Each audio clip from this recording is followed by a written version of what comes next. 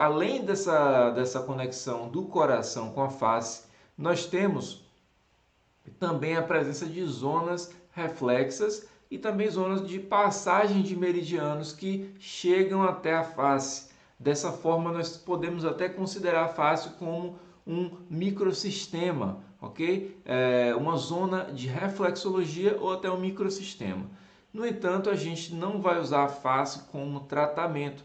A nossa intenção aqui é que você entenda a face como uma forma de diagnóstico, ou seja, você vai avaliar a face do seu paciente e identificar se existem alterações em zonas reflexas. Então, o principal é a gente entender também que existem zonas que são passagens de meridiano e essas zonas são inegavelmente regiões importantes para a gente levar em conta durante a nossa avaliação, ok? Então, nessa primeira imagem aí, um ponto que eu quero começar chamando a atenção são as orelhas. Vejam aí, as orelhas, né, correspondem aos rins. E aí, esse é um ponto que a gente tem que sempre lembrar disso, porque a gente está falando de auriculoterapia, né? Então, a energia do meridiano do rim, ela vai se manifestar no ouvido, né? No ouvido, tanto a questão auditiva, mas também na orelha. E aí, inclusive a gente tem até alguns autores que falam que, a depender da constituição energética do seu rim, você pode ter um formato da orelha diferente. E aí, por exemplo, um lóbulo da orelha grande, um lóbulo mais robusto, ele indica uma boa energia do rim, né? E aí a gente pode pensar que a pessoa vai ter mais energia, mais vitalidade, mais longevidade. A gente pode levar em conta esse aspecto aí, pensando na constituição, né? Então, assim, pessoas com orelha pequena teriam uma constituição energética do rim mais fraca. Mas assim, lembrando que essas questões constitucionais elas são bem relativas, tá? Então a gente tem características físicas que são atribuídas a cada elemento, né? No entanto, falar que uma energia fraca do rim, a pessoa vai ter às vezes uma alteração patológica de uma maneira talvez mais provável, mas não é obrigatório. Tem pessoas que podem ter um aspecto constitucional, mas ela cuida bem daquela energia, ela tem uma vida equilibrada e dessa forma ela vive, né, normalmente. E aí, continuando a falar do rim, o rim, além das orelhas, vocês podem ver também que está relacionado com o cabelo, ok? Então, o cabelo, couro cabeludo, a gente tem aí a energia do rim. Os pelos do corpo são regidos pelo meridiano do pulmão, enquanto que os cabelos, né, o cabelo, ele está regido pela energia do rim. E aí um dos sinais de envelhecimento é o cabelo branco, não é verdade? Então, assim, cabelo branco é indicativo de desgaste dessa energia do rim. A queda, o cabelo cair também pode ser um sinal de envelhecimento do rim. Mas lá adiante vai ter uma aula sobre alopécia, né, que também é um dos motivos da calvície, né, queda de cabelo, e a gente vai explicar isso com mais detalhe mais à frente, ok? Mas voltando para a face, então a gente tem nesse mapa aí a ilustração do meridiano da bexiga sendo traçado aqui nessas duas linhas, né, na região da testa. Temos aqui na cor verde a vesícula biliar, e aí vale ressaltar que são zonas de trajeto desses meridianos. Então o meridiano da bexiga, por exemplo, ele vai subir ao longo, né, da face, passando pela cabeça, para depois vir para as costas, né? O meridiano da vesícula biliar, ele faz uma espécie de zigue-zague e ele tem um ramo que ele passa justamente nessa região. Outra imagem mais adiante você vai ver com mais detalhe. Tá?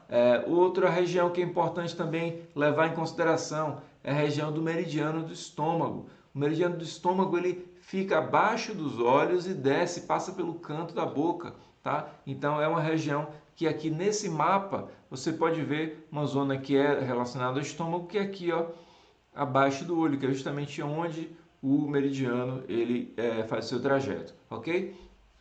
Então, falando primeiro sobre a parte superior da cabeça, Nós temos aqui a região da fronte, né, da testa, tendo a passagem do meridiano da bexiga, tá? A vesícula biliar, que seriam as zonas da entrada, né? Essas entradas do cabelo, que a gente chama, principalmente nos homens, né? Quando começa a cair cabelo, chama-se região de entradas, né? Temos aqui na região da sobrancelha, essa região central que pode estar relacionada ao fígado, ok? Nesse mapa ele traz uma linha que seria, por exemplo, uma ruga aqui, né? Que seria correspondente ao estômago. Porém, outros mapas vão falar sobre ser somente a região do fígado, ok? Mais adiante eu vou mostrar outros mapas. E aí, a região abaixo dos olhos, nessa região das olheiras, esse mapa ele traz aqui que nós temos estômagos, rim e fígado, ok? Estômago, rim e fígado. Lembrando que eu falei que o meridiano do estômago ele começa abaixo do olho.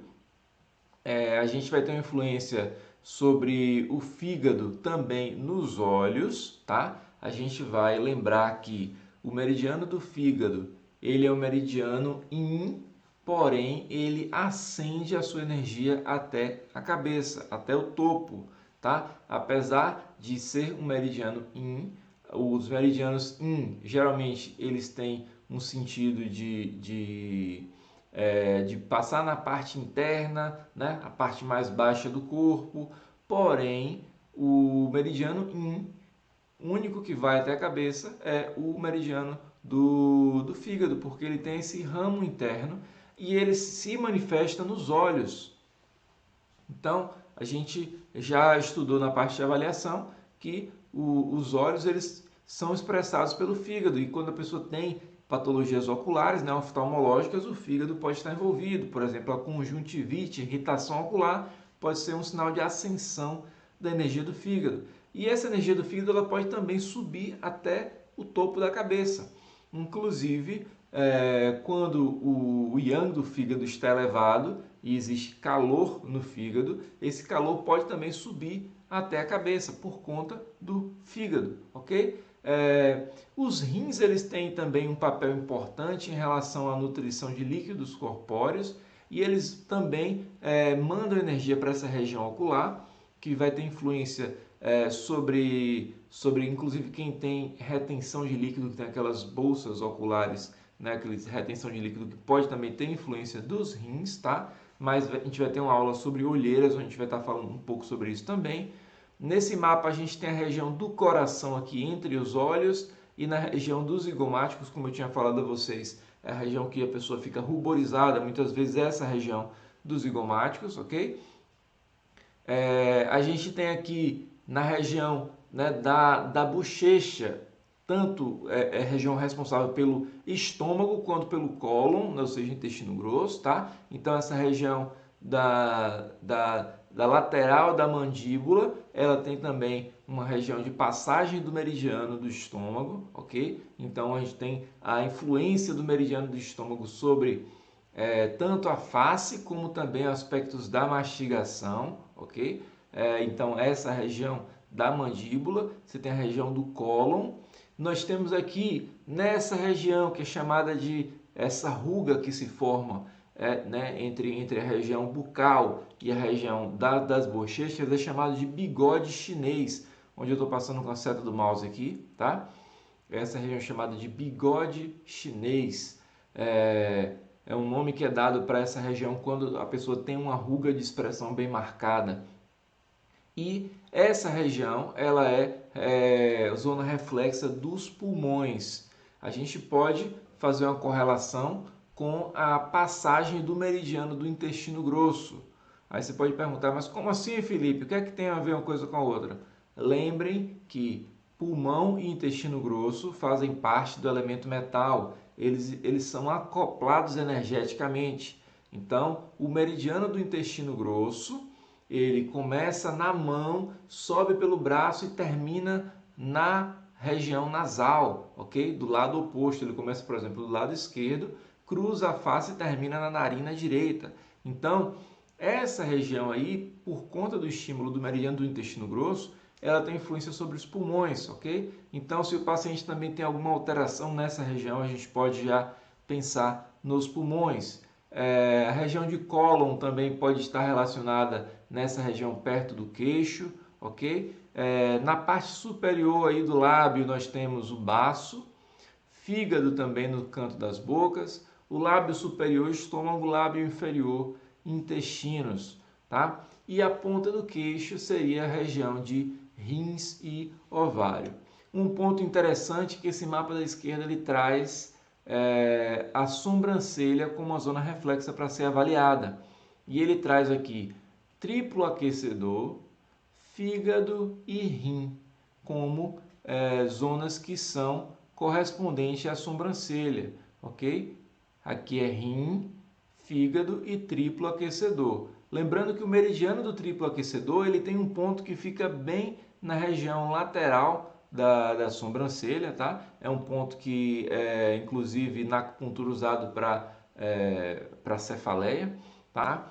Então assim, existem várias referências, existem diferenças entre alguns autores.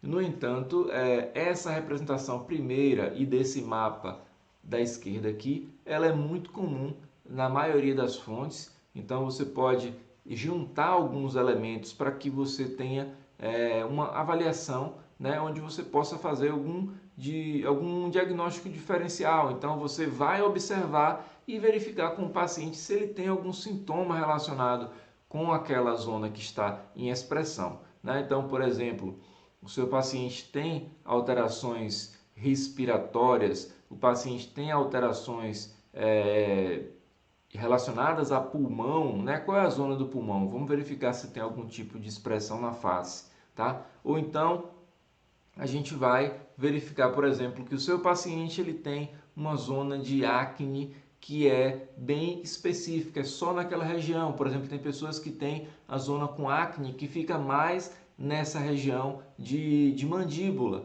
E aí você pode perceber que, por exemplo, o estômago pode estar relacionado, porque é a zona de passagem do meridiano do estômago, tá? E aí você pode ver que, por exemplo, essa região lateral da face, bem acometida, né, pela acne, está na zona reflexa, e aí você vai verificar depois que o paciente tem uma influência, né, do meridiano do estômago que precisa ser tratada para que você possa identificar essa zona alvo, tá? E aí, por último, esse mapa de acupuntura estética facial, ele é bem interessante para que a gente possa visualizar aí tanto os meridianos, né, como as zonas de tratamento também. Então, como eu tinha falado a vocês, olha só, o meridiano da vesícula biliar fazendo essa espécie de V aqui na região da testa, na região das entradas, né?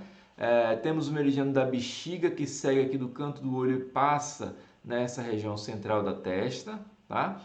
Temos o meridiano do estômago, como eu disse, saindo da parte central do olho de baixo, faz uma descida e vem subindo pelo ramo da mandíbula, ok? Nós temos aí o meridiano do intestino grosso, que vem fazer a sua passagem nessa região perto do nariz, ok?